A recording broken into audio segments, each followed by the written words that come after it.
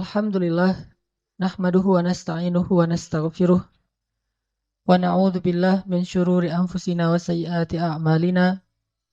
May yahdihillahu fala mudhillalah wa may yudlil fala hadiyalah. Asyhadu an la ilaha illallah wahdahu la syarikalah wa asyhadu anna Muhammadan abduhu wa rasuluhu la nabiyya ba'dah.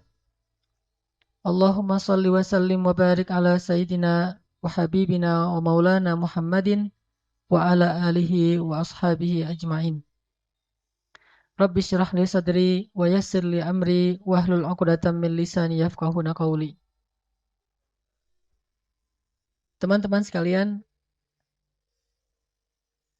alhamdulillah dalam beberapa pertemuan terakhir kita telah membahas pertama tema tentang pasangan atau suami istri. Bahkan kajian tentang ini ada beberapa pertemuan. Kemudian kita juga udah membahas tentang masalah hubungan kita dengan orang tua, terutama dengan ibu, bahkan dengan mertua sekalipun. Maka pada kesempatan ini kita akan melanjutkan pembahasan kita tentang hubungan dengan manusia atau hablum minan nas atau muamalah yang kali ini berkaitan dengan orang yang berada di luar rumah kita, yaitu para sahabat, teman, dan orang yang ada di sekitar kita. Hari ini kita akan membahas tentang salah satu sifat, bahkan kalau kata ulama bukan cuma sifat, tetapi karakteristik. Bedanya sifat dengan karakteristik, kalau sifat dimiliki oleh kita dan orang lain. Sedangkan kalau karakteristik, kata ulama, itulah yang menjadikan kita khas ketimbang orang lain. Itulah yang membedakan kita dengan orang lain. Sehingga para ulama mengatakan, salah satu karakteristik seorang muslim, seorang mukmin yang paling luar biasa itu adalah dia seorang yang sangat setia kawan. Istilah setia kawan ini saya coba ijtihad, saya coba terjemahkan dari istilah yang sebenarnya dalam bahasa Arab itu disebut dengan istilah al-ithar. Kalau dalam bahasa Arab disebut dengan istilah al-ithar. Dalam bahasa Arab itu ada dua. Ada ithar, ada atharah. Ada ithar, yaitu setia kawan. Ada atharah, yaitu individualis. Ini mirip istilahnya. Ithar, atharah. Nah, kita akan membahas tentang salah satu karakteristik seorang muslim atau seorang yang mengaku mukmin adalah ithar. Dan seperti apa ithar ini? Kalau kita bahas bahwa setia kawan, bukan hanya muslim yang punya sifat setia kawan. Dan istilah setia kawan ini bukan hanya dimiliki oleh orang-orang yang mengaku beriman. Bahkan orang yang tidak beriman kepada Allah pun kadang lebih setia kawan dari orang yang mengaku beriman. Lalu bagaimana kita akan menunjukkan kalimat dari hadis Nabi, innama bu'ithtu, sesungguhnya aku diutus hanya liutammima makarimal akhlak. Untuk menyempurnakan, untuk mengutuhkan akhlak-akhlak yang mulia. Sehingga dulu saya pernah menyampaikan bahwa yang memiliki akhlak mulia itu bukan cuma muslim. Non-muslim juga mereka punya akhlak yang mulia. Mereka juga belajar tentang kemuliaan-kemuliaan akhlak. Tetapi Islam, kata Nabi, liutammim. Dia mutammimal akhlak. Mutammima makarimal akhlak. Dia menyempurnakan semua akhlak-akhlak yang indah, semua akhlak-akhlak yang baik yang dimiliki oleh sekian banyak manusia. Kaum muslimin menyempurnakan, artinya kalau kita membicarakan tentang sifat jujur, maka semua orang belajar tentang jujur. Tetapi yang paling sempurna kejujurannya itu harusnya seorang muslim. Kita bicara tentang sifat sabar. Banyak orang yang memiliki sifat sabar, tetapi harusnya muslim itulah yang paling sempurna kesabarannya. Kita bicara tentang sifat setia kawan. Banyak orang yang punya sifat setia kawan, bahkan orang yang dalam bahasa poster itu mungkin masa bejat dulu, dalam keadaan masih bejat, kita jauh dari masjid, kita nggak pernah sholat, kita nggak taat sama orang tua, tapi kita punya sifat setia kawan kepada teman-teman kita itu luar biasa. Harusnya orang yang sudah datang ke masjid, yang sudah mengaku berhijrah, yang sedang belajar Al-Quran dan Sunnah, dia punya sifat setia kawan yang lebih sempurna daripada mereka yang menurut sebagian orang disebut orang yang belum berhijrah. Jadi kalau kita mengaku sudah berhijrah, Kalau kita mengaku sedang memperbaiki diri dan sudah sering ikut taklim, tetapi kita tidak lebih setia kawan daripada mereka yang jarang ikut taklim atau yang belum pernah datang ke masjid, berarti kita belum memiliki karakteristik seorang muslim sehingga tidak sah disebut sebagai muslim sejati. Apa bedanya kita dengan mereka? Bahkan mungkin mereka lebih baik daripada kita. Ada satu orang namanya si A misalnya. Dia punya 2 orang teman. Teman yang pertama si B, ini orang yang sudah hijrah, rajin ke masjid, sholat berjamaah, ikut taklim. Ini si B. Temannya yang satu lagi si C, nggak pernah berhijrah, nggak pernah ke masjid, nggak pernah ikut taklim, sholat aja nggak pernah. Ketika si A ini membutuhkan pertolongan, atau dia sakit, atau dia butuh apapun, dalam keadaan sedang diuji dengan satu musibah, maka lihatlah siapa yang pertama datang untuk menolong si A. Kalau yang pertama datang adalah si B, harusnya demikian karena dia yang sudah berhijrah, dia yang sudah belajar. Tetapi alangkah memalukannya, alangkah sedihnya jika yang pertama datang kepada si A ini adalah orang yang gak pernah berhijrah, gak pernah ke masjid, ke taklim, yaitu si C. Sekarang kira-kira kita punya teman nih yang sering punya masalah, yang sering kadang-kadang diuji dengan musibah. Dia punya teman, salah satunya kita yang sudah rajin ke masjid, yang sudah sholat berjamaah di masjid. Dan dia juga punya teman-teman yang lain yang gak pernah ke masjid, yang seringnya ke tempat-tempat maksiat. Coba tanya pada diri kita masing-masing. Kalau teman kita ini butuh sesuatu, apakah kita lebih dulu datang kepada dia atau teman kita yang kita sebut ahli maksiat lebih dulu datang kepada dia? Ini adalah muhasabah yang paling jujur untuk menunjukkan siapa yang paling baik di antara kita dengan orang lain. Yang kita sebut sebagai ahli maksiat dengan ahli ta'lim dan ilmu. Harusnya seorang muslim menunjukkan yang paling awal dalam kebaikan. Bukankah Allah mengatakan wasari'u ila maghfiratin min rabbikum wa jannah fastabiqul khairat was-sabiquna as-sabiqun ulaikal muqarrabun. Mereka yang pertama, mereka yang lebih dulu, mereka yang berlomba-lomba. Di mana semangat perlombaan dalam kebaikan itu seandainya kita mengaku sudah rajin datang ke masjid? Apakah perlombaan kita hanya langkah-langkah menuju rumah Allah? Bukankah kebaikan bukan hanya ada di dalam masjid, tetapi juga kebaikan tersebar di seluruh bumi yang Allah miliki ini? Sehingga harusnya kita merasa harus muhasabah dan merasa malu kepada Allah dan kepada manusia. Bahwa kita seringkali bukan yang pertama datang untuk menolong saudara kita yang sedang membutuhkan pertolongan kita. Kita sering disalib oleh orang-orang yang kita sebut, mungkin dia orang yang tidak beriman, kita disalib oleh mereka. Ketika misalnya ada musibah di salah satu kota, di kota-kota ada di Indonesia, yang pertama yang datang langsung turun tangan. Di antara orang-orang yang mau membantu mereka itu perusahaan-perusahaan yang latar belakangnya bukan perusahaan yang orang muslim. Kemudian yang datang negara yang latar belakangnya itu bukan penguasa muslim. Kemudian secara individu yang datang untuk menyumbangkan berbagai macam bantuannya itu bukan muslim. Charity yang pertama sekali datang untuk menolong kita justru bukan orang yang paling taat dalam agamanya, tetapi mereka orang yang jauh dari masjid, jauh dari taklim. Ini menunjukkan bahwa kita belum benar-benar mengikuti sunnah Nabi SAW. Padahal harusnya kalau kita mengaku ahlus sunnah wal jamaah, kita menjadi orang yang pertama. Liutammima makarimal akhlak.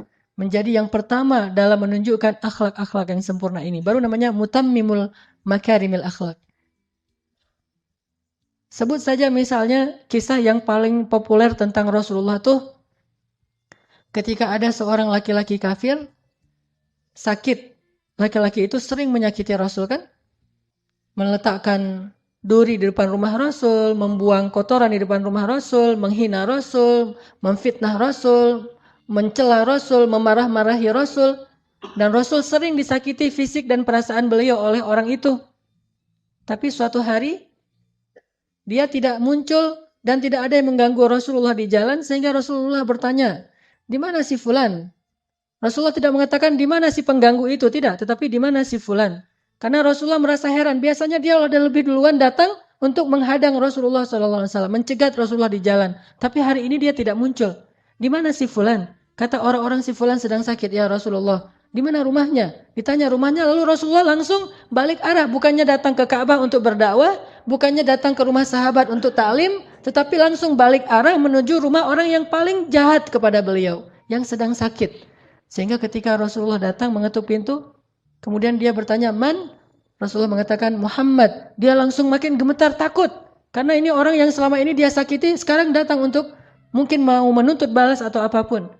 Lalu dibukakan pintu itu oleh keluarganya, Rasulullah datang dengan tersenyum, kemudian Rasulullah duduk di sebelahnya, kemudian bertanya bagaimana, apa penyakitnya, apa yang saya bisa bantu, dan seterusnya, dengan akhlak yang paling indah yang beliau tunjukkan, sehingga membuat orang tadi yang paling benci kepada Rasul, tiba-tiba menjadi sejuk hatinya, menitikkan air matanya. Kemudian dia mengatakan, ya Muhammad, engkau adalah orang yang paling saya benci dalam hidup saya ini. Yang paling sering saya sakiti, yang paling sering saya musuhi, yang paling sering saya curangi, yang paling sering saya ganggu. Tetapi ketika saya sakit, engkau orang yang paling pertama datang menjenguk saya dan memberikan akhlak yang paling istimewa kepada saya. Akhirnya orang ini kemudian belajar Islam dan masuk Islam. Ini artinya bahwa Rasulullah SAW sudah menunjukkan akhlak yang paling istimewa kepada kita. Tetapi kita masih sibuk dengan riwayat. Apakah itu hadis sahih? Kata ulama itu hadisnya dhaif. Kalau memang hadisnya dhaif, lalu kenapa? Apakah hadis dhaif itu tidak boleh dipakai? Bukankah hadis dhaif itu kata ulama lebih baik daripada qaulul ulama, dari ucapan para ulama? Kenapa kita yang baru belajar 1-2 hadis lalu membuang hadis-hadis dhaif? Seolah-olah hadis dhaif itu tidak ada artinya. Apakah ucapan kita lebih berarti daripada hadis dhaif? Seandainya ada orang yang meminta nasihat kepada kita, maka sesungguhnya menasihati orang itu dengan hadis dhaif lebih baik daripada menasihatinya dengan ucapan dari pikiran kita sendiri. Karena hadis dhaif hanya lemah riwayatnya, tetapi bukan batil, bukan hadis palsu, berbeda dengan hadis maudhu. Banyak orang itu hadis dhaif, itu cerita dhaif, itu tidak ada riwayat yang kuat dan segala. Astagfirullahalazim. Apakah kamu pikir bahwa hadis dhaif itu hina, dina dan tidak ada nilainya di mata orang-orang para ulama? Bahkan seorang ulama, muridnya Ibnu Taimiyah yang paling streng menurut sebagian orang ulama, Ibnu Taimiyah yang paling keras dalam urusan hadis, punya murid namanya Ibnu Katsir. Selain Ibnu Qayyim Al-Jauziyah, lihatlah buku tafsir Ibnu Katsir, yaitu tafsir Al-Quran Al-Azim. Di dalamnya termuat lebih dari 100 hadis dhaif. Apakah Ibnu Katsir tidak tahu bahwa di dalam kitab itu banyak hadis dhaif, yang beliau ambil itu hadisnya dhaif? Beliau tahu. Beliau ulama besar, muridnya Ibnu Taimiyah. Kenapa memakai hadis dhaif? Karena beliau tahu bahwa hadis dhaif itu tidak perlu dibuang, tetapi dia tetap dipakai sebagai motivasi, fadilah, penyemangat, selama hadis dhaif ini tidak bertentangan dengan hadis sahih. Kalau hadis dhaif bertentangan dengan hadis sahih, maka hadis dhaif ditinggalkan. Tetapi kalau hadis dhaif ini malah menguatkan, memperjelas makna dari hadis sahih, maka hadis dhaif tetap dipakai oleh para ulama. Baik, maka hadis dhaif tetap dipakai. Dalam kitab beliau tentang Ihya Ulumuddin, banyak sekali hadis dhaif. Termasuk juga ulama India yang dari Jam'atut Tabligh, Fadailul A'mal. Orang membuang buku itu, tidak usah baca buku itu karena hadisnya banyak yang dhaif. Memangnya beliau tidak tahu hadisnya dhaif? Beliau tahu, beliau ulama hadis, dan dari India itu banyak sekali ulama-ulama hadis yang luar biasa. Intinya bahwa kisah ini adalah sebuah inspirasi yang luar biasa tentang akhlak Rasulullah SAW. Jauh sebelum kita mengkritisi tentang ilmiahnya, maka kita telah bisa mengambil manfaat dan hikmah yang luar biasa dari kisah ini. Di mana kita dibandingkan Rasulullah SAW dalam urusan itsar, setia kawan. Maka teman-teman sekalian, malam ini kita akan belajar menjadi orang yang lebih setia kawan. Karena kalau saya pribadi merasa sangat malu ketika saya mengaku muslim, saya pakai aksesoris yang menunjukkan keislaman saya, apalagi kalau saya membanggakan keislaman saya. Jangankan membanggakan, hanya pakai aksesoris keislaman. Apa aksesoris keislaman? Misalnya diantaranya saya pakai baju koko, saya datang ke masjid, saya sholat, atau mungkin pakaiannya sampai ke jubah, sorban, peci, segala macam. Atau yang bahkan bukan hanya aksesoris keislaman, kebanggaan terhadap Islam.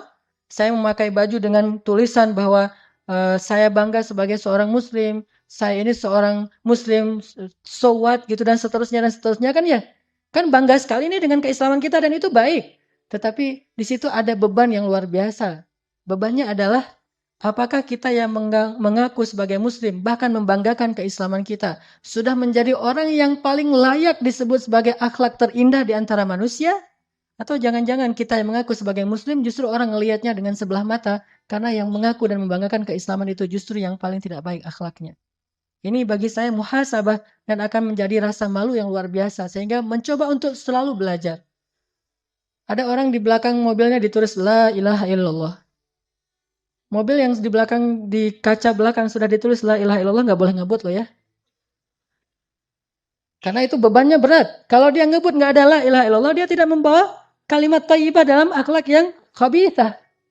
Tetapi ketika di mobil dia tulis la ilaha illallah, dia tulis misalnya muslim atau apa, dia tulis bahasa-bahasa kebanggaan Islamnya, ini hal yang positif, tidak masalah dengan itu. Kita ingin syiar, tapi syiar itu ada konsekuensinya. Jangan hanya syiar dalam bentuk teks, tetapi ada tanggung jawab yang lebih besar daripada teks itu sendiri, yaitu tanggung jawab akhlak. Karena orang tidak lihat sholat kita, dan mereka juga tidak akan merasa kagum dengan sholat kita. Mereka akan lihat dan kagum, takjub, dan menjadi respect kepada kita karena akhlak kita. Sehingga yang membawa la ilaha illallah ketika ada masalah di jalan, dia harus jauh lebih akhlaknya, lebih baik akhlaknya daripada mereka yang di belakang ditulis mungkin kalimat-kalimat, misalnya FBI, mungkin dia ada kalimat tentang benderanya Amerika, ada benderanya Jepang, orang bangga dengan bendera yang lain, atau minimal bendera Indonesia, kita pakai benderanya Palestina, benderanya Arab Saudi, la ilaha illallah. Ini berat membawa kalimat itu. Makanya kenapa di belakang mobil saya tidak ada la ilaha illallah? Karena saya masih suka ngebut di jalan. Alasan. Setidaknya orang tahu, suatu saat saya pernah gini. Ini saya waktu itu pakai sorban. Pakai sorban mau ngajar pakai jubah. Karena lagi-lagi alasannya buru-buru gitu. Ngebut kan. Karena macet, jalannya tuh udah stuck banget. Akhirnya saya ngambil jalur yang arah berlawanan. Dan dipancing sama angkot sebetulnya. Saya ngikutin angkot aja. Jalur yang berlawanan. Pas ngikutin angkot, angkotnya langsung bisa masuk. Saya ketinggalan di belakang. Dan kemudian di depan udah ada mobil yang berlawanan masuk. Dan mobilnya kebetulan mobil mewah. Lalu setelah itu saya buka kaca tuh mau minta maaf kepada dia, dia juga buka kaca, langsung dia teriak di wajah saya dengan kalimat dari kebun. Dan waktu itu mungkin karena dia lihat dari depan ini orang pakai sorban, pakai jubah, tapi kok ngambil jalur orang. Di situ saya merasa sangat malu, bukan marah kepada dia, justru saya menganggap bahwa dia pantas mengatakan itu kepada saya. Harusnya saya membawa aksesoris Islam, pakai sorban, pakai jubah. Belum lagi nanti kalau ada yang kenal itu Ustadz Hanan dan seterusnya. Berarti saya harus lebih baik akhlaknya daripada mereka. Yang saya maksud dengan akhlak ini bukan urusan pribadi, tetapi bagaimana sikap kita kepada orang lain. Itu terbawa. Apalagi kita, misalnya teman-teman udah pada tahu nih, teman-teman komunitasnya kita di sini, ada yang komunitasnya atlet, mungkin para atlet sepak bola, ada komunitasnya yang lain, anak motor, anak musik, anak segala macam kan di sini nih. Teman-teman kita di komunitas tahu kalau kita tuh udah hijrah, kalau kita itu udah rajin ke masjid, bahkan bukan hanya tahu dari orang lain, kita sendiri yang kadang-kadang ngomong, saya ngaji di Al-Latif, saya sekarang lagi coba belajar agama dan seterusnya. Disitulah kita sebetulnya sedang diperhatikan oleh mereka. Kalau mereka memperhatikan kita, jangan buru-buru menjudge mereka bahwa mereka itu sedang curiga sama kita, menjelek-jelekan kita. Enggak. Mereka sedang memperhatikan. Apakah yang sudah mengaku hijrah ini lebih baik akhlaknya atau tidak? Kalau lebih baik, maka saya akan ikut dia. Kalau yang sudah hijrah ini, yang sudah belajar agama ini lebih mengalah, lebih sabar, lebih mudah memaafkan, lebih lebar senyumnya daripada yang lain, maka saya akan ikut dia. Tetapi kalau yang sudah mengaku berhijrah ini kemudian yang dulunya suka tersenyum sekarang mulai manyun, saya tidak akan ikut dia. Kalau yang dulunya dia orangnya asik, sekarang mulai jaim, saya tidak akan ikut dia. Kalau dulunya orangnya sangat toleran, sekarang orangnya sangat strike gitu, saya tidak akan ikut dia. Ternyata akhlak kita itulah yang akan menarik mereka untuk ikut sama-sama menikmati hidangan Allah di dalam masjid. Intinya adalah salah satu yang paling mereka perhatikan itu dan akan membuat mereka takjub itu adalah sifat ithar yang tadi saya coba terjemahkan dengan setia kawan. Mari kita coba baca ayat Al-Quran yang sangat fenomenal tentang masalah ithar yang ada di dalam surat Al-Hasyr. Coba kita buka surat 59, surat Al-Hasyr ayat 9. Surat 59 ayat 9.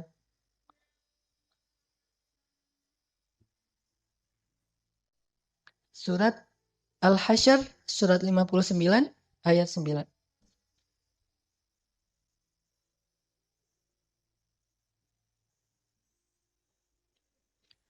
أعوذ بالله من الشيطان الرجيم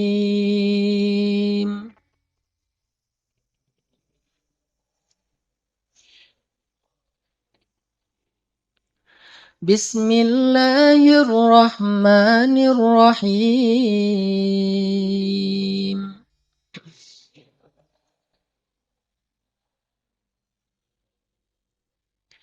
والذين تبوأوا الدار والإيمان من قبلهم يحبون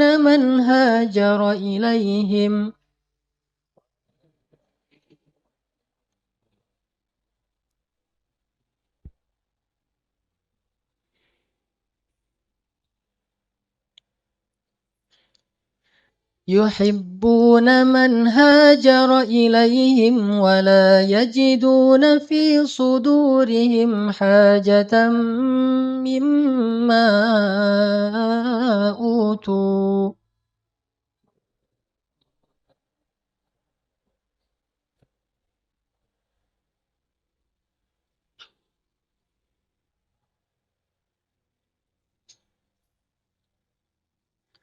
ويؤثرون على أنفسهم ولو كان بهم خصاصة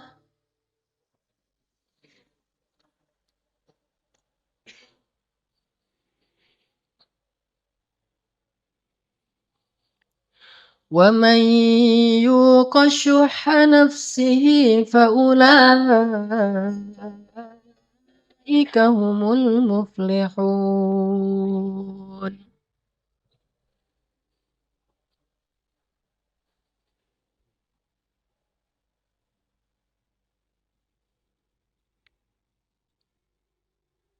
Dan orang-orang yang telah menempati kota Madinah dan telah beriman, yaitu kaum Ansor, sebelum kedatangan kaum Muhajirin.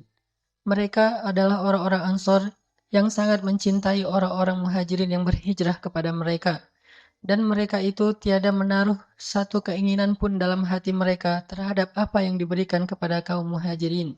Dan mereka selalu ithar atau mengutamakan orang-orang Muhajirin atas diri mereka sendiri, sekalipun mereka dalam keadaan kesusahan. Dan siapa yang dipelihara dari kekikiran dirinya, mereka itulah orang-orang yang beruntung.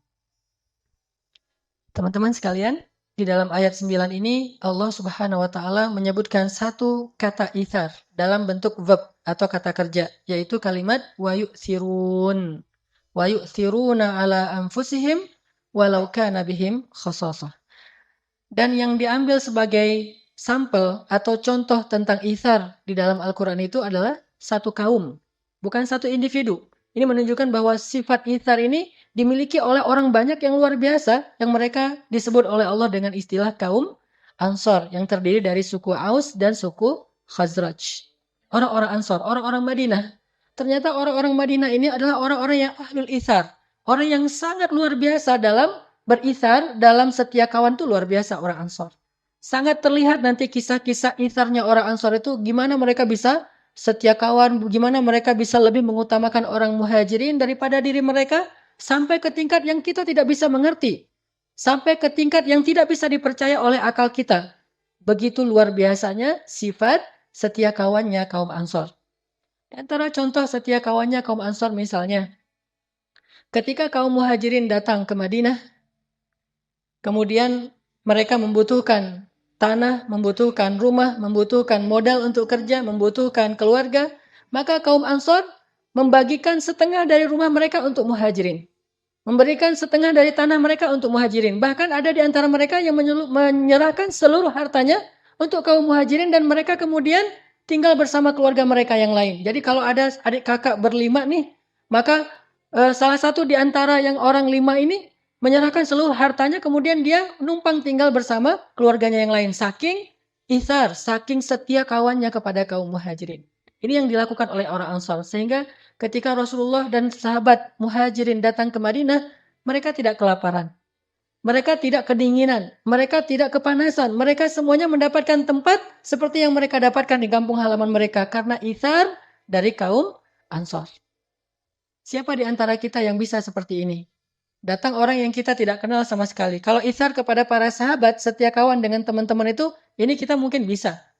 Bahkan ada di antara kita yang mungkin punya pengalaman di masa-masa lalu, saat kita punya komunitas motor mungkin, atau komunitas hobi yang lain, ketika ada teman kita yang misalnya anak Vespa nih, ada temannya jalan dari Bandung ke Pangandaran, sampai di daerah Pangandaran atau katakanlah misalnya Garut aja atau Tasik gitu, Vespanya mogok. Kemudian dia telepon tengah malam, jam 1 malam dia telepon temannya di Bandung. Bro, Vespa saya mogok gitu. Dan saya sekarang, kamu lagi di mana? Lagi di Tasik, ini mau ke Pangandaran. Mogok udah berapa kali dibenerin nggak bisa hidup, nggak bisa nyala. Saya sendiri sekarang di jalan. Oh ya udah, lo tunggu ya di situ ya, ntar lagi gue datang gitu. Akhirnya dia dari Bandung jauh-jauh naik Vespa juga ke Pangandaran. Untung nggak mogok lagi di daerah Rancaekek gitu. Jauh-jauh datang ke Pangandaran, ditelepon oleh temannya dalam waktu hitungan menit, dia langsung siap-siap, langsung berangkat ke Pangandaran. Dia nggak pernah berpikir, yang efektif mah bukan saya yang datang, saya cari bantuan aja, saya telepon 911 atau apalah istilahnya. Jangan saya yang datang, kan cari efektivitasnya. Bagi mereka bukan efektivitas, tetapi bagaimana menunjukkan setia kawannya. Mungkin kalau mau efektif, dia akan telepon saudaranya yang ada di Tasik, tolong bantu teman saya. Itu aja udah setia kawan.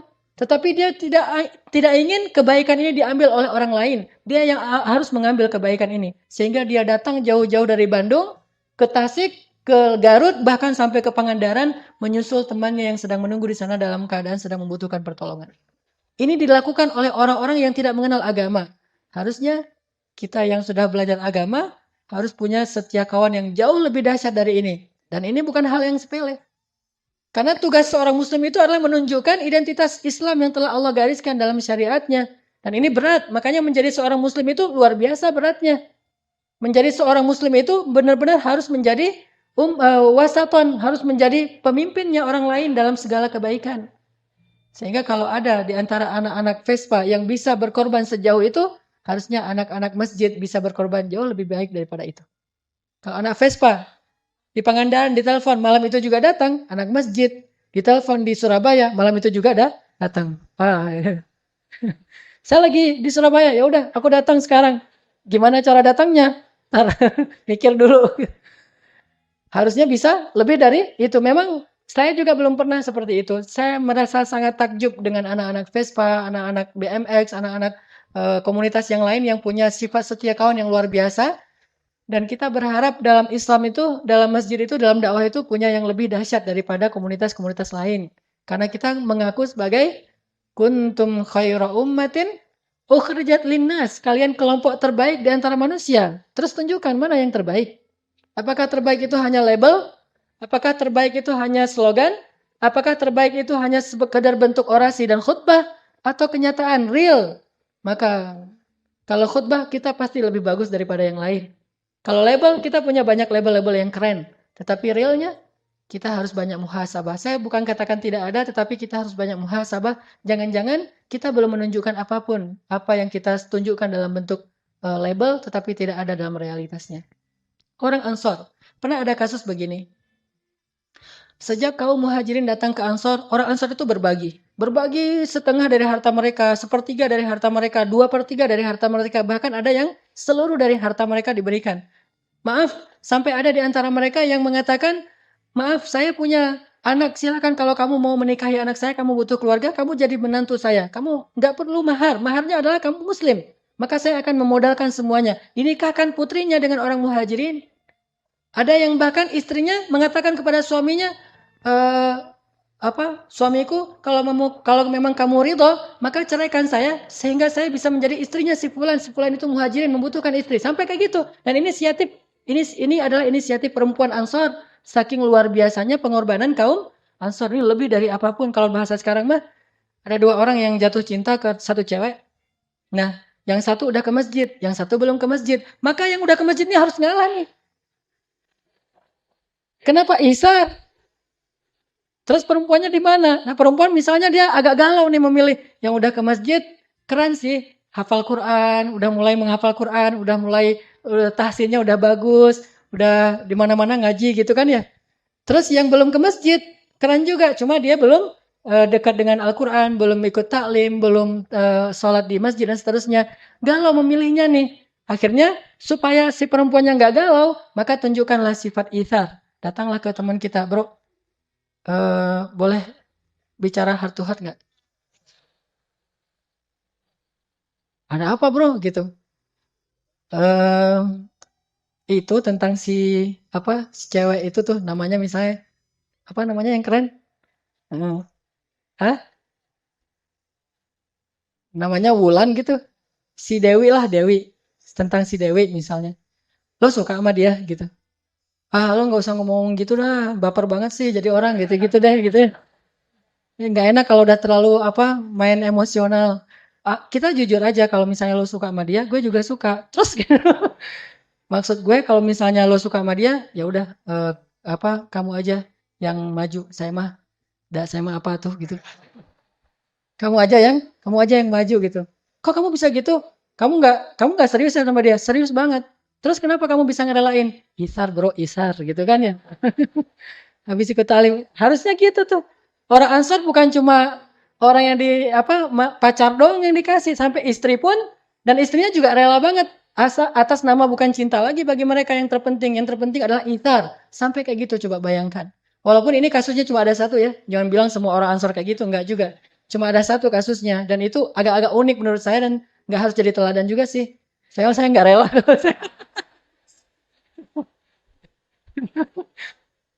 Kalau saya mah nggak rela. Kalau istri saya ngomong kayak gitu, ah bunuh diri ah gitu. Dia bilang eh manggilnya misalnya kalau saya manggilnya apa? Gak usah disebut lah, pokoknya gitu manggilnya gitu ya. Manggil gitu. Kamu cinta sama aku? Cinta banget dong gitu kan. Gimana? Aku nggak bisa hidup tanpa kamu apa pokoknya lebay-lebay gitu. Terus dia bilang, tapi kalau ada ayat tuh, lan tanalul birra hatta tunfiqu mimma tuhibbun. Kamu tidak akan sampai mendapatkan kebaikan terbaik sampai kamu menginfakkan yang paling kamu cintai. Hah? Menginfakkan yang paling dicintai. Maksud kamu apa? Ceraikan aku biar aku menikah dengan dia. Wah! Langsung rame itu kan ya, selingkuh lah, segala macam lah tuduhan-tuduhannya. Tapi orang Ansor ada yang pernah kayak gitu, bayangin. Ini menunjukkan bahwa isar mereka itu udah luar biasa. Sampai saya bilang, nggak bisa dipercaya dengan logika kita, tapi mereka bisa melakukannya. Terus kalau di Madinah itu lagi musim panen, kan orang muhajirin tuh nggak bagus dalam bertani ya. Mereka tuh kan rata-rata bakatnya tuh pedagang. Sedangkan orang Ansor bakatnya berkebun, bertani. Mereka orang-orang yang bagus dalam megang tanaman. Nah, ketika musim panen, panen korma, orang muhajirin nggak pernah kerja. Orang muhajirin nggak pernah bantu-bantu di ladang-ladang korma. Mereka mah berdagang aja dan berdagangnya juga nggak untung-untung amat karena modalnya kecil. Paling-paling yang untung besar tuh cuma beberapa orang lah. Abdurrahman bin Auf, Utsman bin Affan, dan beberapa orang sahabat. Ketika orang-orang Ansor panen, mereka kumpulkan kurma-kurma yang sangat banyak itu di ladang-ladang mereka. Mereka berkumpul, kemudian mereka memanggil, ya Rasulullah, datanglah ke ladang-ladang kami. Datanglah Rasulullah. Ya Rasulullah. Kata Rasulullah, kenapa kalian belum membagi hasil panen ini? Kata orang-orang Ansor, ya Rasulullah, kami tidak mau membagikan hasil panen ini di antara kami saja. Tetapi kami ingin juga berbagi dengan kaum muhajirin. Ajaklah kaum muhajirin bersama kami ya Rasulullah. Kami ingin berbagi dengan mereka. Diajak orang muhajirin. Sedangkan orang muhajirin ngapain? Mereka di rumah aja. Malu. Nggak berani keluar. Takutnya ntar kalau keluar kan nggak enak tuh. Orang lagi enak-enakan mau bagi-bagi hasil panen. Kita lalu lalang kan dikira, kayaknya dia butuh tuh kan nggak enak tuh. Jadi caper gitu kan. Akhirnya orang muhajirin ya udah di dalam rumah aja tuh. Dipanggil sama Rasul. Ya muhajirin keluar-keluar. Ada apa ya Rasulullah? Orang-orang Ansor mengundang kalian ke ladang-ladang mereka. Datanglah muhajirin, ketika datang orang-orang muhajirin ke ladang-ladang Ansor, orang Ansor menyambut mereka itu seperti orang yang menyambut seseorang yang sangat menguntungkan mereka. Bukan, datang. Bukan gitu.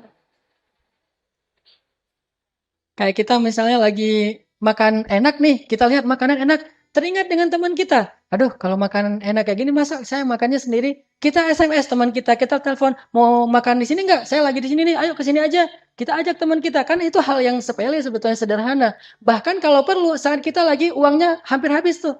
Kita lihat di ini kita tinggal 2 lembar lagi warna merahnya. Sementara kita makannya itu rata-rata harganya 30.000 ke atas gitu. Kan enak tuh makanannya 50.000, 40.000, ada apa burger, ada segala macam. Kita SMS teman kita, aku lagi makan ini nih ayam penyet, karena harganya 30 ribuan. Mau datang ke sini bareng-bareng? Dia bilang, oh boleh boleh boleh. Ini kan dia nggak tahu kalau kita nggak punya uang. Terus pesannya apa? Misalnya pesannya lebih mahal dari kita. Mulai mikir, dihitung-hitung tadi kira-kira sampai nggak? Jangan-jangan nanti pas udah pesan semuanya uangnya kurang kan? Dalam kondisi yang kita lagi butuh, lalu kita kekurangan uang, tapi kita masih bisa memberi kepada yang lain, itu namanya ithar. Kalau sekedar memberikan yang lebih, itu namanya jud. Kalau memberikan yang kita nggak terlalu butuh, itu namanya sakha. Semua ini kebaikan. Kebaikan itu kata ulama ada 3 tingkatan. Tingkatan yang paling rendah namanya sakha. Memberikan sesuatu yang kita nggak terlalu butuh, nggak terlalu suka, yang biasa aja, yang lebih, itu namanya sakha. Sedangkan jud itu memberikan yang kita sukai. Dan ithar memberikan yang paling kita butuhkan. Sehingga kalau kita berikan kepada yang lain, kita jadi kekurangan, bahkan kita menjadi susah. Itu namanya ithar. Orang Ansor menyambut kedatangan muhajirin ke ladang mereka itu dengan pelukan hangat. Selamat datang ya muhajirin, selamat datang muhajirin. Sini, sini, sini, sini. Semuanya saling tarik menarik untuk duduk di tempat dia. Karena kalau duduk di tempat dia, dia akan membagikan ini punya banyak patok nih, punya banyak spot. Kesini, kesini, kesini, sini. Orang muhajirin jadi bingung ditarik-tarik gitu. Coba bayangin di ladangnya orang Ansar. Kalau kita, oh yang datang ya. Pura-pura sibuk aja gitu. Yang lain, dia telengah-telengah ngelihat, nggak ada, kayaknya nih saya nggak ada yang nyambut nih, pulang aja deh kan gitu ya. Kalau kita nggak, kalau muhajirin, kalau Ansar nggak, dia tarik ke ladangnya, kesini, kesini, kesini. Setelah semuanya udah selesai, Rasulullah mengatakan, sekarang wahai orang Ansar, bagilah hasil panen kalian. Langsung mereka memberikan kurma-kurma yang terbaik untuk orang-orang muhajirin. Sehingga Rasulullah SAW berdoa kepada Allah, ya Allah, berkahilah rezekinya orang-orang Ansar. Ini namanya ithar. Di mana sekarang sifat ithar seperti ini dalam kehidupan kaum muslimin? Insya Allah kita lanjutkan nanti kisah-kisah yang lain setelah sholat Isya. Jadi kepikiran tadi habis ngomongin apa? Jadi nggak khusyuk salahnya. Ngomongin kalau misalnya kayak Ansor diuji kayak gitu tuh, itu berat banget ya. Kalau istri mungkin nggak lah gitu. Tapi kalau calon, wah itu benar-benar tuh. Gara-gara itu jadi nggak khusyuk salahnya kepikiran. Wah, ini kalau benar-benar diuji benar kayak gitu tuh perasaan kita banget. Yang diuji kan kalau misalnya harta oke lah, kita siap lapar insya Allah gitu. Atau sakit kita siap menderita. Tapi kalau perasaan kan, aduh, itu benar-benar ithar. Kayaknya salah satu contoh ithar paling mengharukan tuh itu tuh kayaknya. Dan hanya ada di sinetron selain dalam sejarah Islam gitu. Atau mungkin ada yang pernah ngalamin. Berarti nggak bisa dikisahin juga, nggak pernah ngalamin, nggak tahu gimana sakitnya tuh kayak gimana tuh nggak tahu. Luar biasa tuh ya. Jadi sahabat kita sendiri, kita tahu diam-diam ternyata dia tertarik. Sementara si cewek ini mungkin belum memutuskan. Terus kita tahu, oh dia kayaknya suka juga. Akhirnya kita mundur gitu, nggak mau maju. Padahal kita udah terlanjur menyimpan dalam hati kita udah dalam banget, udah terukir gitu namanya. Udah gitu kita mundur. Terus kita nanti menyaksikan bahwa dia buat kartu undangan kita dikirimin kita. Ini dramatisir banget nih. Ya mirip-mirip dengan ketika cinta bertasbih gitu kan. Yang lagu apa? Lagu Aceh gitu yang pas lagi di pelaminan. Assalamualaikum warahmatullah. Itu kan kayak baper gitu kan sambil nangis gitu. Cuma saya mah nggak akan nangis juga sih. Alhamdulillah belum pernah ngalamin. Pernah nggak ya? Ya kalau misalnya yang pernah ngalamin, itu ithar banget tuh. Kalau bisa ithar sejauh itu, insya Allah tuh orang baik insya Allah. Berarti dia kalau udah hijrah, udah belajar Islam, mudah-mudahan bisa jadi salah satu sampel atau ikonnya akhlak gitu ya. Harusnya Muslim tuh kayak gitu.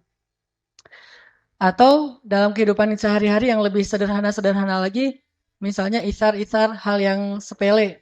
Kita lagi eh, mau naik bus misalnya. Kita udah beli seat atau kursinya tuh yang dekat jendela. Pas kita datang terus tiba-tiba ada orang duluan, biasalah lebih senang di dekat jendela. Kita datang kita lihat nomor kursinya bener itu punya kita yang di sebelah situ, dia di sebelah sini, tapi kita bilang, "Mas, nomornya berapa?" gitu. Nomor saya ini sekian. Yang sebelah sini ya? Oh iya, yang sebelah sini udah, tapi nggak apa-apa, udah duduk aja di situ. Nah itu kan isar hal sepele, walaupun akhirnya nanti kita nggak bisa tidur mungkin karena terbiasa dekat jendela. Atau kalau yang lebih ini lagi, pas saya di pesawat tuh bawa bawa jamaah umroh, karena pembimbing kan harus isar. Itu nasib pembimbing tuh harus isar. Pas bawa jamaah umroh di pesawat itu seatnya itu diacak. Jadi ada yang sekeluarga tapi satu di depan, satu di belakang dan seterusnya. Pas kita udah masuk ke dalam pesawat, saya nggak bisa duduk dulu. Saya duduknya paling belakang dulu. Tunggu sampai jamaah senyaman mungkin memilih kursi yang mereka dekat dengan pasangannya, dengan keluarganya.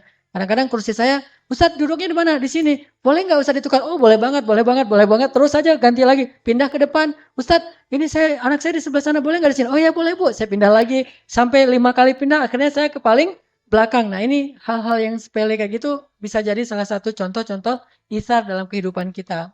Atau termasuk dalam masjid kayak gini, misalnya eh, kita udah selesai sholat, kita nggak sholat sunnah dulu karena pengen yang lainnya biar bisa sholat. Itu terjadi loh di Mekah, Madinah tuh harusnya kayak gitu isar.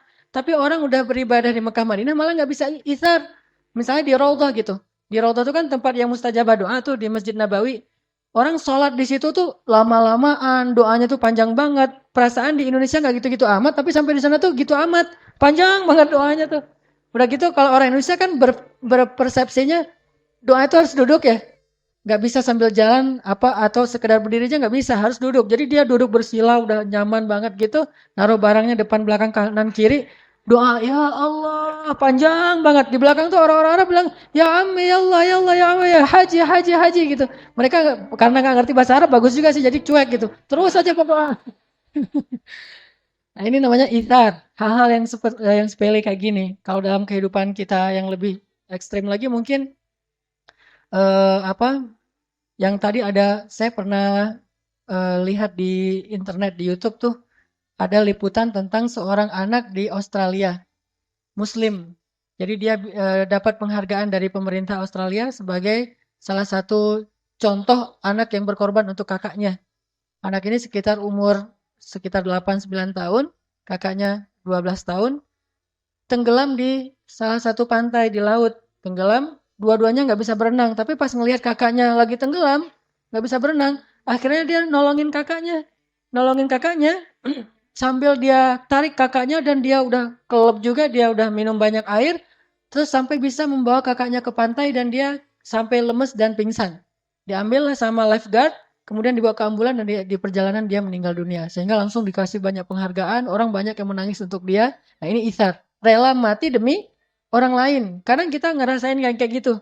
Kayak misalnya kita lagi bareng-bareng berenang di UPI misalnya. Yang 5 meter tuh kan ya. Nah, ada teman kita yang ternyata terlalu pede mungkin berenangnya. Main nyemplung aja deh kira 1,5 meter. Pas dia masuk ke situ kok dalam banget masuknya. Datanglah kita ceng gitu kan. Terus kita pegangin, kita bawa ke atas. Walaupun kita bisa berenang juga kan, tapi kita nggak belajar cara nyelamatin orang lain. Berenang sendiri sih mungkin bisa, tapi nyelamatin orang diinjak-injak apa ditekan-tekan sama dia, udah aja kita mungkin minum banyak air sampai kita akhirnya kenyang gitu dan pingsan karena kenyang. Nah ini isar.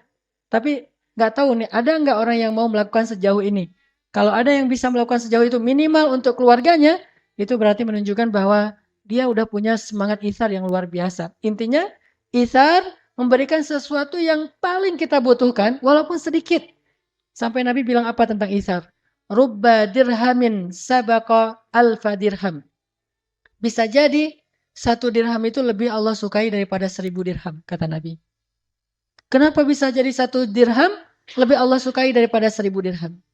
Karena 1.000 dirham ini diberikan oleh orang kaya. Sedangkan 1 dirham ini diberikan oleh orang yang sangat-sangat membutuhkan 1 dirhamnya. Jadi bisa jadi 1 dirham ini nilainya lebih besar di mata Allah daripada 1.000 dirham. Apa bedanya? Bukan angkanya, tapi isar dan jud. Kalau 1.000 dirham itu jud. Memberikan sesuatu yang dia juga sebetulnya punya lebih gitu. Tapi kalau isar, memberikan satu-satunya yang dia punya dan kalau dia berikan ke orang lain dia akan susah. Itu isar. Sehingga ada kisah seorang ulama di zaman tabi'in. Beliau miskin, fakir malah. Ulama-ulama dulu kan terbiasa hidup dalam keadaan miskin. Sehingga keluarganya juga udah ridho dengan keadaan kayak gitu, sibuk dengan ilmu. Nah, beberapa hari keluarganya nggak makan. Dan beliau juga nggak tahu harus bekerja apa. Sementara beliau mengajarkan ilmu kepada orang lain, nggak pernah dibayar. Nggak buat saya dulu pernah ngalamin ya, masa-masa ketika awal-awal saya mengajar itu, bayarannya kecil banget. Dan saya tidak mempermasalahkan itu, sampai akhirnya Allah menguji keikhlasan saya. Saya dibayar seadanya, seikhlasnya, dan saya datang hujan-hujan segala macam, penghasilan sebulan itu kurang dari kebutuhan. Sampai akhirnya Allah menguji suatu hari, anak saya sakit keras, Anak yang kedua, Maryam, sakit keras, harus dibawa ke rumah sakit, panas tinggi luar biasa, udah 2 hari nggak turun-turun, dibeliin obat nggak turun juga, sehingga akhirnya saya bawalah ke rumah sakit, salah satu rumah sakit di Bandung, rumah sakit swasta waktu itu. Saya bawa ke rumah sakit, mereka langsung minta deposit, depositnya untuk 10 hari, 1 hari 1 juta, berarti 10 juta. Saya nggak punya tabungan sama sekali. Akhirnya udah masuk, anak saya udah diperiksa, katanya ini parah banget, harus segera diopname dan minta depositnya. Saya tarik lagi keluar dari rumah sakit itu. Saya pergi ke rumah sakit negeri. Ke rumah sakit negeri, salah satu rumah sakit negeri di Bandung. Akhirnya juga gitu. Diminta deposit, kemudian mau di-scan gitu, mau di-ronsen. Cuma minta uang dulu dan saya nggak punya. Akhirnya keluar lagi dari rumah sakit, saya bawa pulang ke rumah itu. Dalam keadaan saya waktu itu menangis karena sedih nggak bisa membawa anak saya berobat dan nggak punya uang. Di situ mulai diuji tuh. Diuji banget. Muncullah pikiran-pikiran yang nggak tahu nih negatif atau wajar. Ah, saya selama ini ngajar ikhlas-ikhlas, tapi giliran saya butuh nggak ada yang bisa nolong. Kan teruji tuh. Nah disitulah akhirnya mulai diuji antara pilihan. Kalau gitu memilih nggak nih mana yang mahal infaknya, mana yang kecil, atau yang kayak gini dikasih istilahnya mungkin ada angkanya segala macam. Saat itulah ujian paling berat. Dan para sahabat atau cerita ulama tadi pernah seperti yang saya alamin. Anaknya sakit, keluarganya nggak makan sekian hari. Akhirnya dia cari pekerjaan. Ketika dia udah bekerja di pasar itu mengangkut jadi kuli pasar gitu, dia dapat untuk bisa beli roti cuma satu roti doang tuh, saking murahnya dibayar. Dan itu pun pasarnya pasar yang jauh yang nggak ada yang kenal dengan dia. Soalnya kalau di pasar ini orang kenal nanti disedekahin nggak enak. Dia pergi ke pasar yang jauh, bekerja dapat beli satu roti. Pas dia pulang dari perjalanan dari pasar ke rumahnya, dia udah bahagia nih anak saya bentar lagi bisa makan, keluarga bisa makan, saya bisa makan. Tiba-tiba di tengah jalan dia bertemu dengan seorang ibu dengan 3 orang putrinya, semuanya dalam keadaan kelaparan. Kata ibu ini, Pak, boleh saya minta tolong? Saya belum makan, udah berapa hari, anak-anak saya juga kasihan belum pada makan. Ini mulai ujian nih dalam hati si laki-laki ini, ulama ini. Kemudian akhirnya setelah dia timbang-timbang, dia kasihlah setengah dari rotinya kepada ibu tadi dan setengah lagi dibawa pulang. Ketika dibawa pulang, anak-anaknya semuanya, namanya setengah roti untuk anak-anaknya yang banyak, habis semuanya dan dia nggak makan. Habis kerja jadi kuli pasar, nggak makan, setengah dikasih jatahnya untuk orang lain, setengah lagi untuk keluarga. Setelah itu tiba-tiba datanglah seseorang ke rumahnya mengetuk pintu. Assalamualaikum, waalaikumsalam. Ya fulan, ada seseorang yang ingin bertemu dengan engkau. Siapa? Saya adalah teman ayahmu, almarhum ayahmu. Memangnya ada apa dengan ayah saya? Enggak, saya dulu pernah meminjam uang dari ayahmu sekian dinar dan alhamdulillah sekarang saya sudah bisa mengembalikan dan ini plus juga bagian dari ucapan terima kasih saya dan dia mendapatkan sekitar 100 dinar. 1 dinar sekarang harganya sekitar 2,5 juta. 250 juta isar. Orang yang rela memberikan yang paling dia butuhkan dalam keadaan sangat lapar. Dan bayangkan itu jangan sekarang. Sekarang mungkin kita nggak terlalu lapar nih.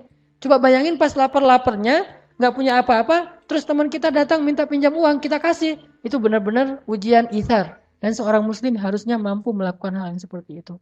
Yu'siruna ala anfusihim walau kana bihim khasasah. Dikasih ke orang lain walaupun dia butuh banget. Atau ada mungkin kisah yang agak-agak yang tadi yang agak-agak ngebaper tuh.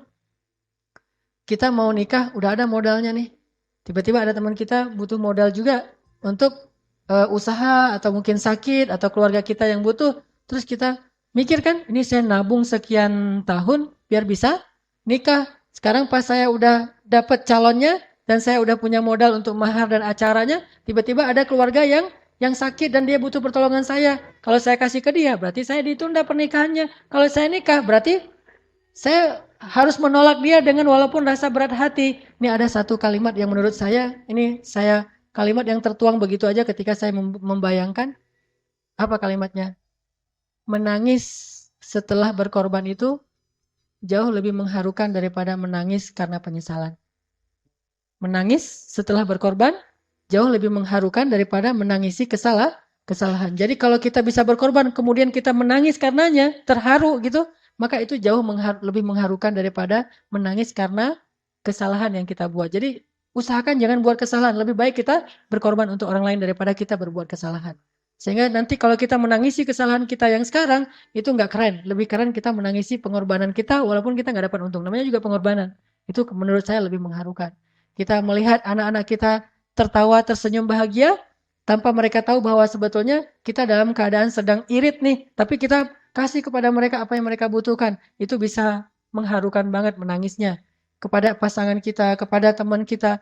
Dalam keadaan sangat irit, kita untuk misalnya sendal kita tuh udah sobek misalnya, bahkan udah berlubang gitu sendal kita atau sepatu kita. Kita nggak beli sepatu baru atau kita punya ransel kita tuh udah sobek-sobek, kita nggak beli ransel demi untuk bisa beli baju anak kita, padahal bukan baju yang penting-penting amat, baju baru biasa. Atau untuk istri kita dia lagi jalan ngelihat ada apa jubah yang bagus, kita beliin untuk pasangan kita. Itu jauh lebih keren. Dan itu adalah isar, belajar dari keluarga, pasangan, orang tua, teman, dan seterusnya. Jadi coba muhasabah, di mana isar kita dibandingkan dengan para sahabat dulu, atau nggak usah jauh-jauh para sahabat di antara kita. Orang-orang yang belum berhijrah, orang-orang yang jauh dari masjid, yang mereka bisa isar habis-habisan kepada temannya. Teman-teman yang dirahmati Allah Subhanahu Wa Taala, ada lagi kisah isarnya para sahabat yang saya pernah baca. Ketika para sahabat, salah satunya namanya kalau nggak salah Jabir bin Abdullah. Ini pernah saya kisahkan beberapa kali. Saat Rasulullah SAW dengan para sahabat sedang menggali parit Khandak, dan mereka kelaparan banget, banyak yang akhirnya gara-gara ngangkat batu tuh jatuh loh. Saking kelaparannya menggali parit Khandak, saking kelaparan dan susahnya ngangkat batu tuh sampai dia jatuh dan tertimpa batu. Saking lemahnya. Tapi mereka terus bekerja, siang malam makannya cuma 1 butir kurma sama minum air. Akhirnya Jabir bin Abdullah merasa kasihan kepada Rasul, yang ngelihat Rasulullah tuh susah banget. Dia pulang ke rumah, dia tanya kepada istrinya, istriku, ada apa di rumah kita yang bisa kita berikan kepada Rasulullah sebagai makanan? Kata istrinya, nggak punya apa-apa. Kita juga orang miskin. Satu-satunya yang kita punya itu cuma seekor domba yang masih kecil banget, yang baru berukuran yang sangat kecil, baru lahir, sama satu kalau bahasa sekarang mungkin 1 kilogram gandum yang bisa dibuat untuk beberapa potong roti. Cuma itu yang kita punya di rumah. Kata Jabir, ya sudah kalau gitu kamu tolong buatkan roti biar saya potong dombanya. Disiapkanlah daging domba, kecil banget dombanya, mungkin hampir seukuran ayam gitu, hampir seukuran kucing, kecil gitu. Domba yang baru lahir. Cuma satu-satunya yang dimiliki segitu tuh. Kalau dalam bahasa Arab kan itu ada istilahnya tuh, domba yang sangat kecil, ya agak gede dari kucing sedikit gitu. Nah dipotongin, kasihan banget sih dombanya. Terus buatin roti, udah selesai masak gitu, hanya untuk bisa makan 3 orang. Pergilah menemui Rasulullah.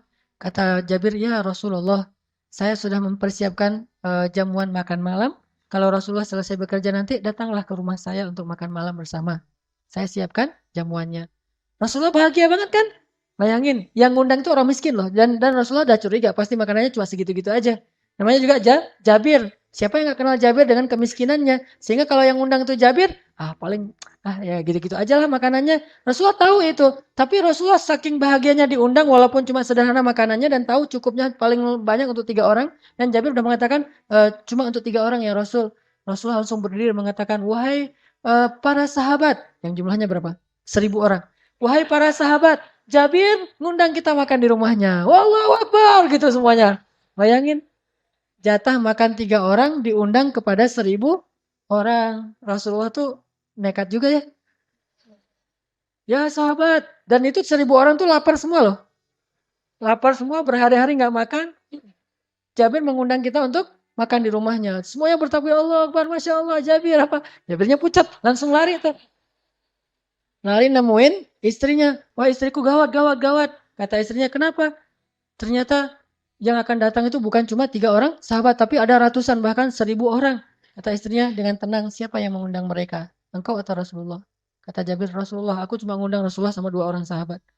Kata istrinya, kalau Rasulullah yang mengundang, biarkan mereka datang. Allah dan Rasul lebih tahu. Datanglah Rasulullah dengan, orang-orang ya.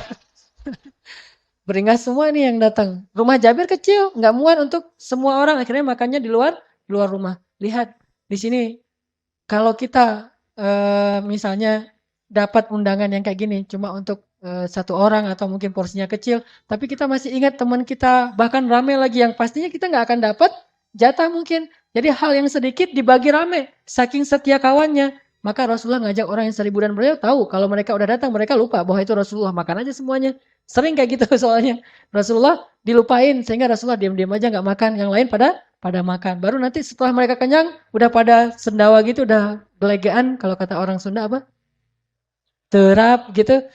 Jadi udah gelegean, udah terap, baru mereka tanya, loh Rasulullah kok nggak makan? Rasulullah kan sering digituin. Rasulullah bilang, udah biarin aja. Seolah-olah bahwa Rasulullah itu udah kenyang, bahkan ada yang sampai matiin lampu. Nah, Rasulullah tahu kondisinya akan kayak gitu resikonya, tapi Rasul tetap mengundang 1.000 orang yang lapar-lapar tuh datang ke rumah Jabir. Jabir dengan wajah agak pucat nih pasti nggak akan cukup nih. Kalau bahasa saya mah, kalau sekarang mungkin enak kalau kayak gitu, tinggal telepon warung Padang kan. Nanti 1.000 bungkus gitu. Pas udah datang 1.000, utang dulu ya. Kan bisa aja gitu kan ya. Ini kan nggak bisa apa nelpon warung Padang atau apa gitu. Udah aja dengan kambing seukuran kucing sama beberapa potong roti. Kata Rasul, tutuplah dengan kain. Ditutup. Jadi kayak apa? Bejana gitu, kayak talam gitu, ditutup pakai kain. Terus Nabi mengatakan, wahai para sahabat, ambillah sesuka kalian tanpa membuka penutupnya. Jadi ngambilnya dari dalam gitu. Dan Rasulullah nggak mendahulukan dirinya dan Jabir tetap yang lain dulu. Jabir bagikan kepada mereka. 1.000 orang bayangin berapa jam tuh. 1.000 orang dibagikan satu benyana, satu talam gitu. Ngambil roti. Ini kayaknya tulang nih, daging nih. Ambil gitu. Ini kayak tulang, daging. Ambil. Namanya orang Arab bayangin. Itu orang Arab lapar lagi tuh. Orang Arab gak lapar aja. Makanya banyak kan gimana orang Arab yang lapar. Sahabat lapar banget. Pasti makanya banyak banget. Ngambil. Semuanya sampai 1.000 orang. Tapi gundukan penutupnya itu masih kayak penuh gitu. Nggak sampai kempes. Dan Jabir mulai curiga kok beratnya nggak berkurang. Setelah semuanya udah selesai makan, Rasulullah nggak makan. Memperhatikan mereka makan tuh kayak ibu ngasih makan anaknya. Kayak gitu Rasulullah ke sahabat. Mereka semuanya lahap. Wah lupa sama Rasulullah. Udah selesai semuanya makan. Mereka pamit. Dan lupa Rasulullah belum makan. Setelah mereka semuanya pamit, Rasulullah memanggil Jabir dan istrinya, duduklah, sekarang bukakan penutupnya. Pas dibuka, semuanya masih utuh seperti awal. Sama sekali seperti nggak ada yang makan. Jangan-jangan itu kayaknya halusinasi makannya. Sampai di rumah kok saya masih lapar ya. Nggak, ini mah bukan magician ya. Jadi bukan lihat tatap mata saya. Makanlah gitu. Jadi berkah banget. Jadi pelajarannya bahwa ternyata ithar itu memunculkan keberkahan. Dalam ithar itu Allah berikan rezeki yang luar biasa. Sehingga akhirnya Jabir makan dengan luar biasa semangatnya dan akhirnya kenyang semuanya. Bilal juga pernah digituin, Abu Hurairah juga pernah digituin kan, yang saya cerita Abu Hurairah tidur di mihrab Masjid Nabawi. Tidurnya tuh ngeringkuk kayak tukang beca kedinginan gitu. Tidur di mihrab, ngeringkuk gitu. Bukan tidur sih sujud, tapi nggak menghadap ke kiblat, menghadap ke sana tuh. Sujud di mihrab. Datang sahabat dicolek-colek pakai kaki, ditendang-tendang gitu. Ya Abahir, ya Abahir. Nggak bangun aja gitu. Dikirain oh Abahir lagi tidur. Terus datang lagi sahabat, datanglah Rasulullah. Manggil, ya Abahir, ada apa? Langsung Abu Hurairah ngeliat, lapar ya Rasul. Sampai saking laparnya Abu Hurairah, nggak bisa duduk coba. Apalagi berdiri, duduk aja nggak bisa. Jadi harus nahan laparnya itu dengan menekuk badannya supaya perutnya kelipat. Saking lapar tuh kayak gimana tuh laparnya. Tapi orang yang lapar kayak gini, hafal hadisnya tuh ribuan loh. Kita yang kenyang nggak hafal hadis nih. Agak-agak unik memang. Yang kenyang nggak pernah hafal hadis, yang lapar ribuan gitu nggak ada alasan. Mas saya mah nggak bisa hafal hadis soalnya saya miskin, saya mah lapar terus atau apa. Ini nih Abu Hurairah justru lapar itu malah lebih mudah hafal hadis. Akhirnya kata Abu Hurairah, lapar ya Rasul. Rasulullah bilang, ya udah ayo ke rumah saya. Abu Hurairah semangat kan? Ke rumah Rasulullah. Yang tadi nggak bisa berdiri, tiba-tiba bisa berdiri. Aneh juga tuh. Kalau saya perhatiin hadisnya, loh kok tiba-tiba bisa berdiri ya? Abu Hurairah langsung segar gitu. Ya Rasulullah, datang ke rumah Rasulullah. Rasulullah ngambil susu onta kan. Susu onta itu salah satu susu favorit Rasul. Nah, dituangkan, susu domba, susu onta, pokoknya susu lah gitu ya. Dituangkan, kemudian kata Rasul, ya Abahir, panggillah orang-orang yang dari Bani Sufah, apa? Dar Sufah. Dar Sufah itu lembaga orang-orang miskin di dekat Masjid Nabawi. Orang-orang miskin ngumpul di situ semuanya tuh. Bilal, Abu Hurairah, Ammar, ya yang miskin-miskin lah. Panggil semua mereka. Abu Hurairah ngelihat bahwa susunya cuma segini doang tuh. Ditutup dengan kayak gelas gitu ditutup. Cuma segini tapi mau dikasih ke puluhan orang. Abu Hurairah tadi lagi lapar banget. Tapi kata Rasul, pergilah untuk memanggil mereka. Tapi namanya ini perintah Rasulullah. Akhirnya Abu Hurairah pergi mencari teman-temannya. Ayo cepetan lah. Makan, minum. Ini mah bahasa saya aja, Abu Hurairah nggak bakalan gitu juga. Ya udah dipanggil temannya. Bayangin kalau kita yang disuruh kayak gitu. Kan tadi saya yang lapor Rasul, kenapa manggil mereka? Kan harusnya gitu ya normalnya gitu. Atau manggil dengan males-malesnya, dengan apa, pasti ntar berkurang. Tapi mereka iman. Dan Rasul sedang mengajarkan itsar kepada Abu Hurairah. Datanglah mereka semuanya. Setelah datang, kemudian akhirnya Rasulullah SAW mengatakan, ya Abahir tuangkan susu ini kepada mereka. Semuanya minum susu, minum, minum, minum, minum. Setelah semuanya selesai, Abu Hurairah duduk aja nungguin mereka. Setelah mereka udah pulang, Abu Hurairah kata Rasul, ya Abahir sekarang kamu minum. Diminum sama Abu Hurairah. Udah ya Rasulullah, minum lagi kata Rasulullah. Minum lagi. Udah ya Rasulullah, minum lagi. Udah ya Rasulullah. Sampai Abu Hurairah tuh mau muntah. Saking banyaknya susu nggak habis-habis tuh coba. Memang ini mukjizat, tetapi ada pelajaran karena nggak murni hanya mukjizat saja tanpa ada sunnah yang perlu kita ikuti. Ternyata pelajarannya berkah itu ada di dalam itsar. Jadi ketika kita rela untuk itsar, Allah akan berikan kebaikan dari jalan yang lain. Kayak kita mukhayyam kemarin misalnya. Saya sangat takjub kepada teman-teman Ucing Leweng. Ucing Leweng itu bahasa Indonesianya apa? Bukan, serigala. Kan kan slogannya AU kan ya. Ya, teman-teman Uceng Lawang kan udah pengalaman nih di hutan. Pas kita berangkat ada yang mungkin belum pengalaman, tapi hebat juga tuh ada tenda yang Alfamart, tendanya penuh dengan makanan, ada yang kayak gitu. Ada yang tenda itu benar-benar tendanya Abu Hurairah. Ya itu tenda saya mah Abu Hurairah banget karena saya kirain paling juga ntar ada warung karena saya ada warung di bawah jadi tenda saya Abu Hurairah tapi pas lagi lapar ke warung bukan di tenda. Jadi pas waktu itu saya nggak bawa sleeping bag, nggak bawa apa-apa lah, nggak lengkap gitu. Teman-teman Ucing Lawang itu ngasih Ustaz ini pakai aja sleeping bag udah kita sediain. Padahal bisa jadi nih dia ngasih sleeping bag itu dengan ithar, dia sendiri nanti tidurnya nggak pakai sleeping bag, tidurnya dekat api unggun atau tidurnya itu kedinginan dan itu luar biasa.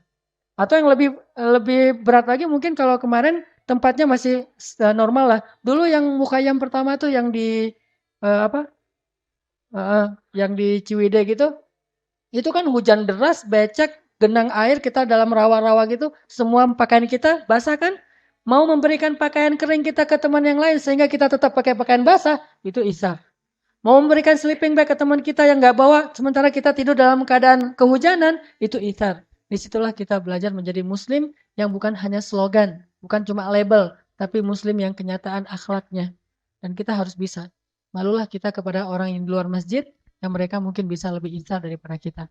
Dan insya Allah dalam waktu dekat, bulan Desember ini, kita akan coba belajar juga, walaupun belum ke tingkat itsar, baru jud, kebaikan, yang dulu saya pernah wacanain, akan membangun sebuah pesantren dan alhamdulillah videonya udah selesai dibuat nanti akan dipresentasi membangun sebuah pesantren di pelosok Tasik dan perbatasan Garut daerah Taraju pesantren anak-anak yang menghafal Al-Quran yang yang mereka tidurnya di lantai nggak punya bantal apalagi kasur dan selimut dan saya kebayang aja setiap saya hujan deras tuh saya selalu teringat mereka nih mereka kayak gimana nih di kita aja di rumah aja hujan deras ada satu bocor aja sibuknya minta ampun ya kalau itu pasti bocornya banyak banget tuh.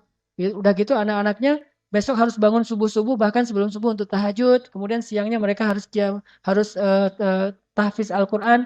Jadi tetap mereka dalam keadaan susah tapi masih mau menghafal Al-Qur'an. Mudah-mudahan nanti kita semuanya bisa terlibat walaupun dalam bentuk apapun untuk membangun sebuah pesantren sehingga dakwah kita ini bukan cuma orasi di atas mimbar. Tapi saya berharap dakwah kita ini saya senang sekali kalau ada dakwah yang punya semangat humanis.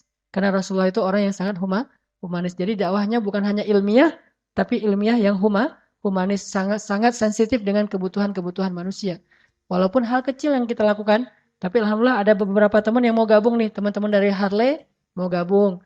Teman-teman dari komunitas yang atlet mau gabung. Kemudian dari beberapa kantor PT juga mau gabung. Dan dari ibu-ibu juga ada beberapa orang dari akhwat dokter-dokter juga mau bareng berangkat ke sana sehingga mudah-mudahan nanti kita bisa dari komunitas BMX mungkin, dari anak bola mungkin, dari anak yang lain, termasuk anak Vespa, bareng-bareng nih kita coba tunjukkan kepada seluruh manusia bahwa dakwah bukan cuma di dalam masjid, tetapi dakwah itu dari dalam masjid kemudian keluar untuk membawa rahmatan lil alamin insyaallah. Ini yang akan kita lakukan dalam bulan Desember ini. Mudah-mudahan kita semuanya bisa terlibat walaupun bentuknya bebas apapun, bahkan doa yang paling penting sekali adalah doa sehingga semuanya bisa berjalan lancar. Barakallahu li wa lakum. Marilah kita tutup dengan sama-sama berdoa.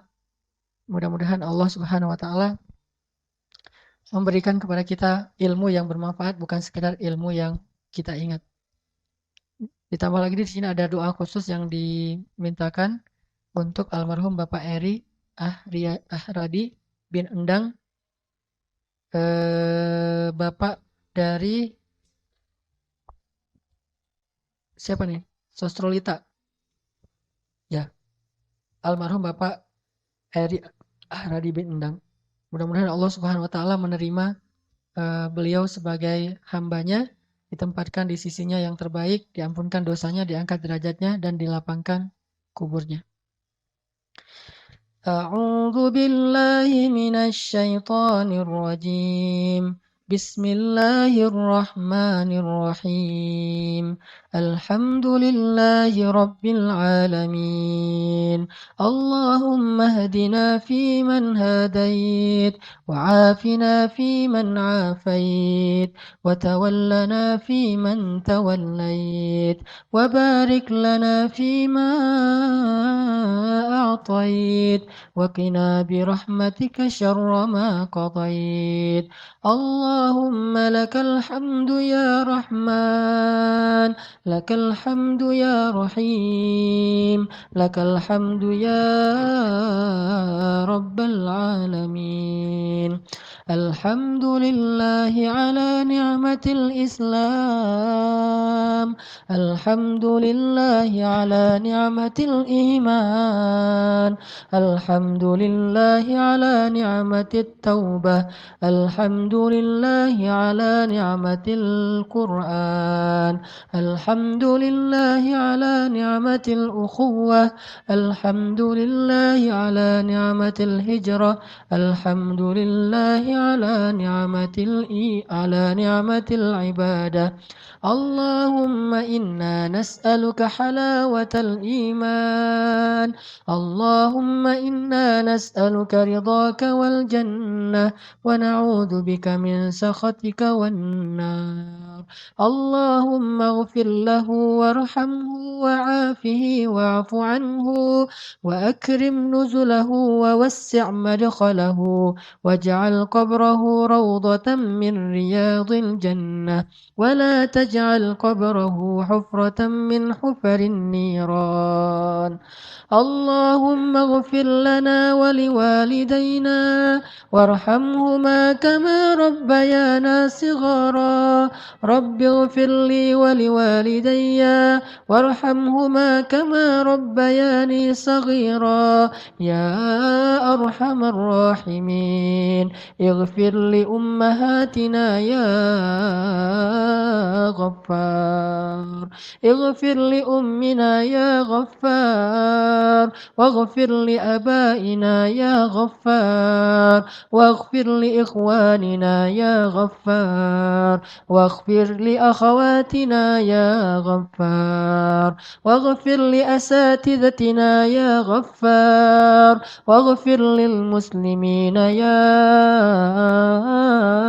غفار ربنا اغفر لنا ولإخواننا الذين سبقونا بالإيمان ولا تجعل في قلوبنا غلا للذين آمنوا يا الله يا الله يا الله يا رب العالمين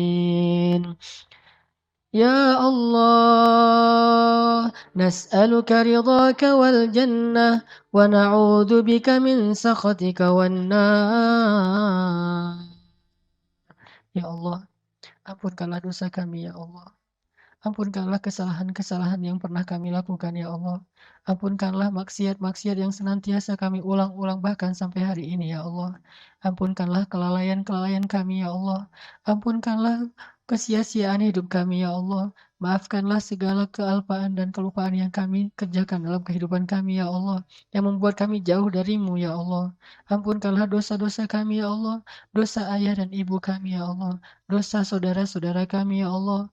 Dosa pasangan kami ya Allah dan dosa keluarga kami ya Allah.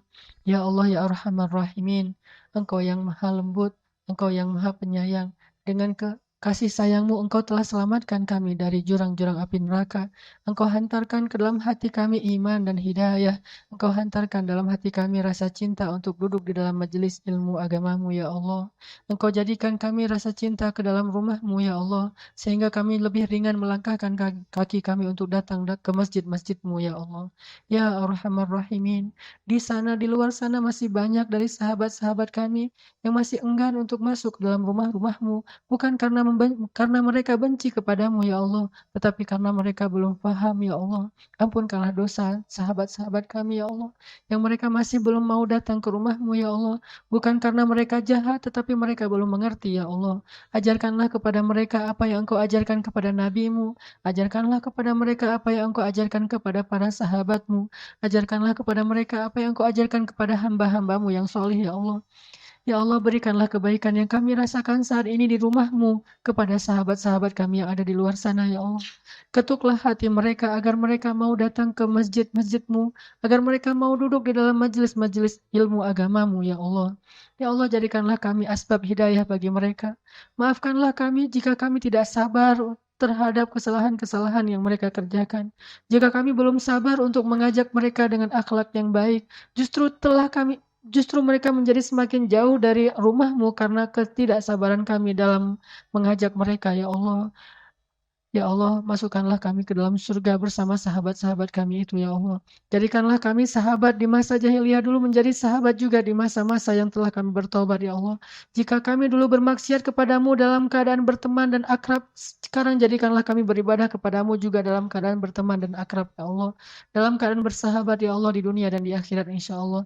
Ya Rabbal Alamin, selamatkanlah pemuda-pemuda Islam yang ada di Indonesia dari segala macam fitnah dunia, ya Allah. Selamatkanlah akhwat perempuan-perempuan muslimah dari fitnah aurah dan fitnah dunia, ya Allah. Jadikanlah pemuda-pemudi Islam itu tumbuh dalam ketaatan, ya Allah, sehingga mereka mendapatkan salah satu naungan-Mu di padang mahsyar, yaitu pemuda yang tumbuh dalam ketaatan, ya Allah. Ya Rabbana, ya Arhamar Rahimin, dengarlah doa-doa kami, ya Allah. Tetapkanlah hati kami dalam hidayah, ya Allah. Janganlah Engkau matikan kami dalam keadaan su'il khatimah, ya Allah. Janganlah Engkau matikan kami dalam keadaan bermaksiat kepadamu, ya Allah. Janganlah Engkau matikan kami ketika hari kami tidak melaksanakan ibadah yang sesuai dengan perintah-Mu, ya Allah. Matikanlah kami di hari yang terbaik dalam hidup kami, ya Allah. Matikanlah kami dalam keadaan beramal soleh kepadamu, ya Allah. Dan hidupkanlah kami nanti di akhirat. Dan pertemukanlah kami bersama Rasul-Mu Sallallahu Alaihi Wasallam. Ya Allah, ya Rabbal Alamin. Betapa rindu kami kepada Nabi Muhammad Sallallahu Alaihi Wasallam. Betapa kami rindu kepada Nabi Muhammad, ya Allah. Kami sering berselawat untuknya. Kami mencoba untuk mengikuti sunnahnya semampu kami, ya Allah. Itu semuanya karena kami merindukan beliau, ya Allah. Jadikanlah kami termasuk di antara orang-orang yang bertetangga dengan Rasul-Mu di dalam surga nanti, ya Allah. Bertetangga dengan Abu Bakar As-Siddiq, bertetangga dengan Umar bin Khattab, bertetangga dengan Utsman dan Ali radhiyallahu anhum ajma'in. Ya Allah, ya Arhamar Rahimin. Rabbana atina fid dunya hasanah wa fil akhirati hasanah wa qina adzabannar. Subhanakallahumma wa bihamdika asyhadu an la ilaha illa anta astaghfiruka wa atubu ilaik. Assalamualaikum warahmatullahi wabarakatuh. Benar kan kata Allah, kalau mereka fuqara yughnihimullah, maka Allah akan memberikan kekayaan untuk mereka atau kecukupan. Jadi obat hati itu adalah yakin kepada Allah. Dan cara yakin kepada Allah, baca firman-firman Allah Subhanahu wa taala. Allah berjanji di dalam banyak ayat untuk bisa menjadi iman, menambah faith, menambah keyakinan di dalam hati kita. Tinggal kita baca aja. Banyak banget ayat-ayat kayak gitu. Jadi begitu kita galau tentang gimana nanti nih, apa yang harus saya kasih, gimana menafkahi, baca nih ayat.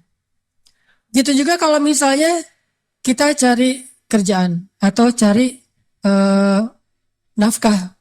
Allah Subhanahu wa taala juga memberikan kita banyak sekali ayat-ayat yang menjadi janji dari Allah bahwa siapa yang yakin kepada Allah, pasti Allah Subhanahu wa taala akan menjaganya. Itu banyak banget ayat kayak gitu. Salah satunya teman-teman bisa baca minimal banget teman-teman bisa baca di surat Hud ayat 6.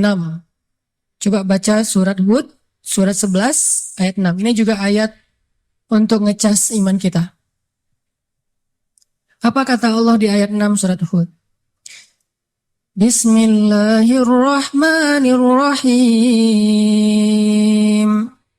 Wa ma min dabbatin fil ardi illa 'ala Allahi rizquha wa ya'lamu mustaqarraha wa mustawda'aha kullun fi kitabim mubin.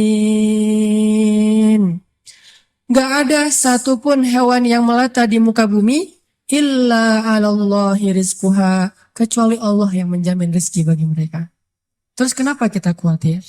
Kenapa kita galau? Kan Allah yang menjamin, dan jaminan Allah itu sebaik-baik jaminan dijamin oleh perusahaan asuransi atau finance. Itu aja kita udah yakin gimana dijamin oleh Allah Subhanahu wa taala.